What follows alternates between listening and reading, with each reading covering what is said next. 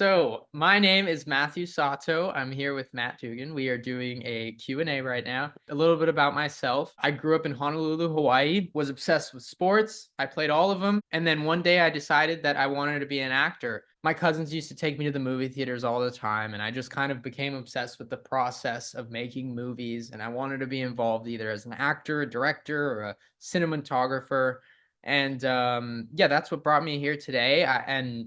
I've done a bunch of really fun stuff, worked on a bunch of really cool sets, and I've met a lot of really cool people. We're here talking about Patsy Lee and the Keeper of the Five Kingdoms, or just the Keepers of the Five Kingdoms now. If you want to pick up a DVD, I'm going to be signing a few of them, so you should definitely check those out. I don't know where that link will be, but it'll be somewhere. So it must have been 5 weeks, maybe 4 weeks. I believe that we shot 2 weeks in Globe, Arizona, which is, and I could be wrong about 2 weeks. I don't really remember what the days were, but this tiny little town in Arizona. And I remember my whole family came up and they drove up with me, and we all kind of did it together. It felt like everywhere we went, everyone was kind of a part of the movie. It was like so many people that were involved as extras, or if you watch it, there's this kind of festival scene in the beginning, and you can see how many people got involved. So we were super thankful for Globe and everybody there.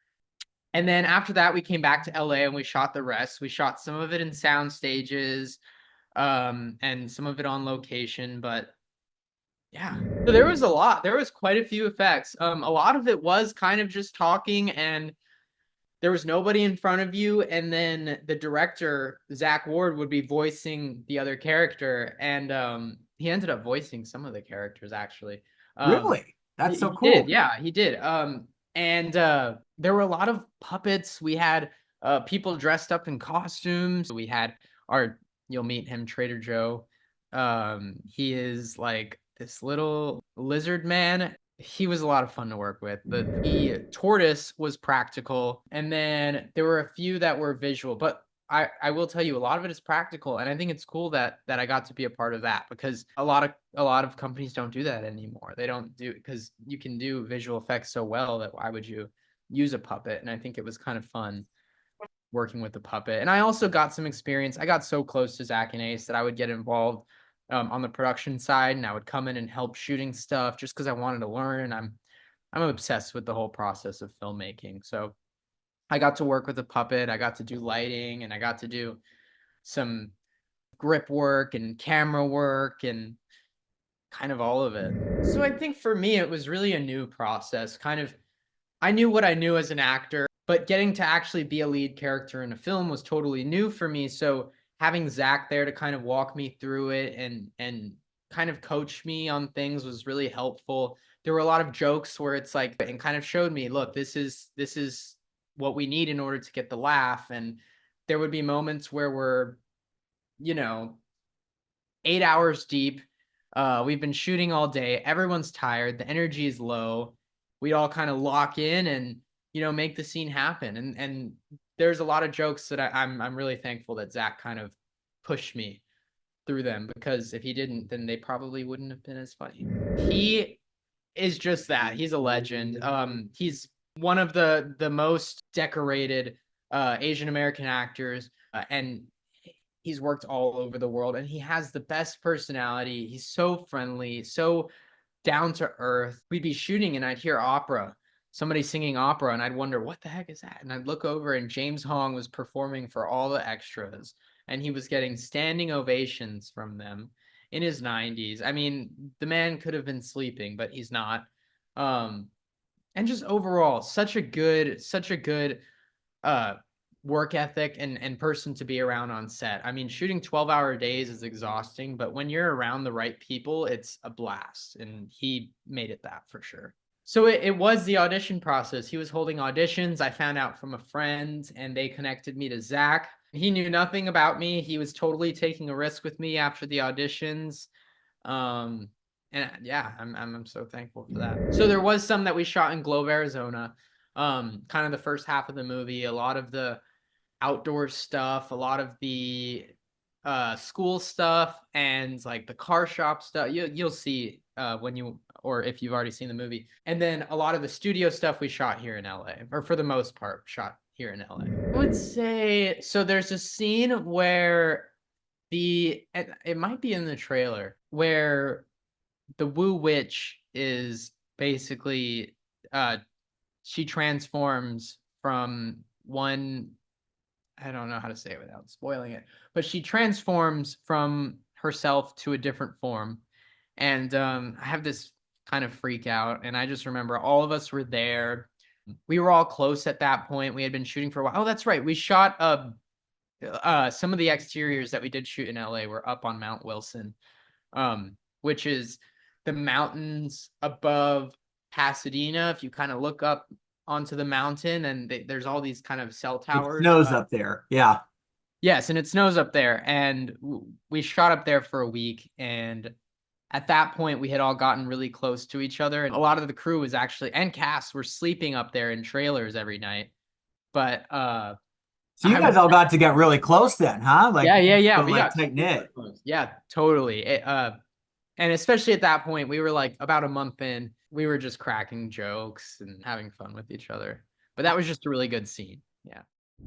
He was hilarious. He was so funny. He's one of those guys who you just know they know how to turn it on. They know how to get into their character, and he's just so nice. And he was working with a bunch of us kids that like were still kind of figuring themselves out, and we needed a lot of guidance, and they were so open to just working with us and embracing, the whole energy of the set. It was a good first experience for me. I'm so fortunate to have worked with such cool people on my first project.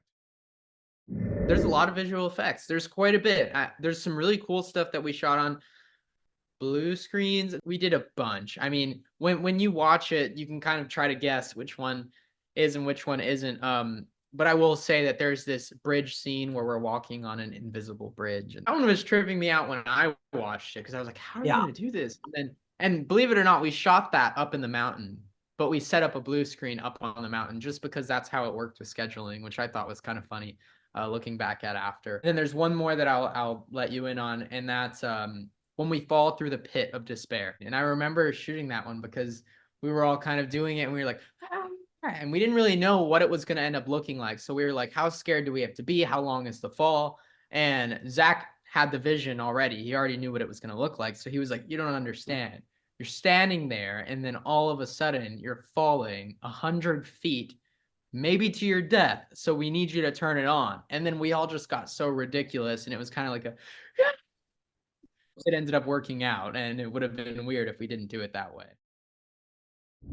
Everybody on it was amazing to work with. I mean, I did get really close to Michelle and Anna, and Maddie. We were just a little tight knit group, and they used to make fun of me because at the time I wasn't 18 yet. But in LA, you're allowed to say, if you take this test that's like, they call it the California High School Proficiency Test, that basically says you are mentally capable of working as an adult, and it's kind of like graduating. It's like you can use that instead of your high school diploma. But I mean, I still went to high school. um but they all used to give me shit because I used to always say I'm legal 18. And now looking back at it, I think that's just so funny.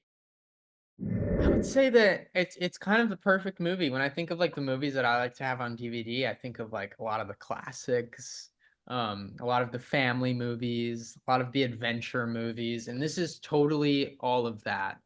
It He- totally has that classic feel. It's a family movie. Anybody can watch it. You can show it to a little kid and they'll love it, and you can show it to your grandparents and they'll love it. But yeah, I think that whether I'm in it or not, it's just such a fun film. It's one of those that I know as a kid, I would have it in the car on the car DVD player, and I would leave it in there for a full year and just watch the same movie on repeat because that's what I used to do. Um, and besides that, it's the like you said, the artwork is beautiful. It's a cool little thing to have on display. I just kind of switched it up and moved them to this side, but I usually keep a few DVDs on I, display, I and I think it's a cool little piece to have.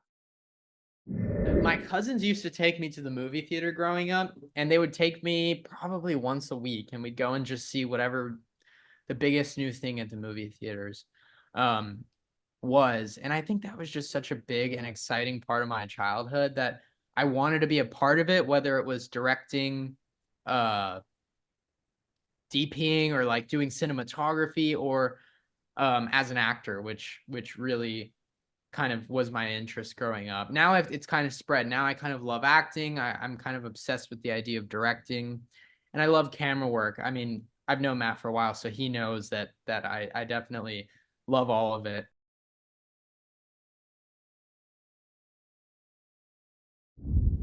Yeah, if you're looking for an agent, I would say the best way to do that is to put together as much of your work as you can. Maybe film a little self tape, or you can write your own little monologue or make up your own scene, and send that video to a bunch of agents and managers and see if you can get representation. But nowadays there's so many ways that you can go about it. You can join a actors access and you'll find tons of projects, and I think it'd be good to get maybe a short film under your belt. It took me a long time to get my first opportunity. It took me a long time to get Patsy. I came out here from Hawaii. It was kind of stressful, I didn't know who I was going to meet or what I was going to be a part of.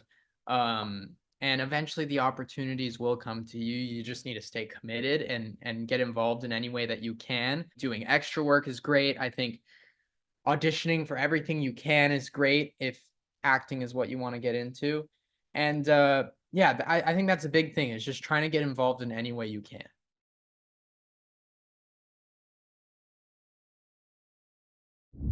Was awesome. I mean, the whole High School Musical, uh, the whole process of shooting with them was amazing. I mean, I would do it again tomorrow if I could. First of all, I got to work in Utah, which I love. I'm a fly fisherman, so I really like being out there. Second of all, they got just such a good cast and crew out there. They've really created this family of people, and everybody's kind of obsessed with High School Musical franchise and making musicals and theater and acting, and they're just a bunch of kind of theater nerds in the best way possible. And I mean, working with Allison Reed, she's a legend, especially in that world. I remember she was giving me lessons on tap dancing while we were out there. Her and Sophia Wiley were kind of giving me little master classes on tap dancing, and everybody out there was just so great to work with. I mean, I didn't have a single negative interaction on that set. They did a really good job with casting and putting together that production.